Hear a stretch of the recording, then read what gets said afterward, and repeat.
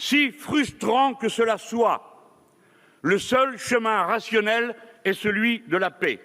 Il porte un nom clair, la désescalade. Tout doit aller à la diplomatie et rien, si peu que ce soit, à la guerre. Je regrette que l'Union européenne ait décidé de, je cite, fournir des armements nécessaires à une guerre. Selon les termes du commissaire Josep Borrell, cette décision ferait de nous des co-belligérants. Orienter ces armes à partir de la Pologne, terre d'OTAN, n'est-ce pas se mettre à la merci de toutes les provocations des parties prenantes au conflit? Couper le circuit financier SWIFT, n'est-ce pas engager une escalade mondiale en poussant Russes et Chinois à utiliser désormais exclusivement leur propre circuit? Quel avantage pour la paix?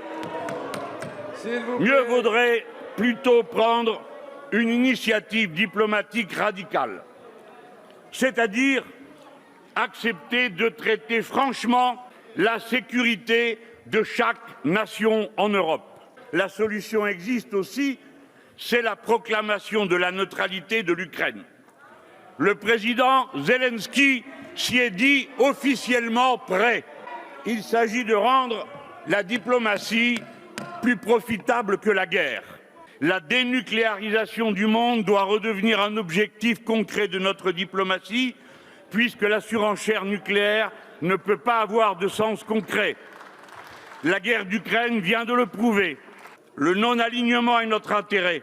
Dans la situation mouvante de notre temps, nous ne devons être les obligés de personne.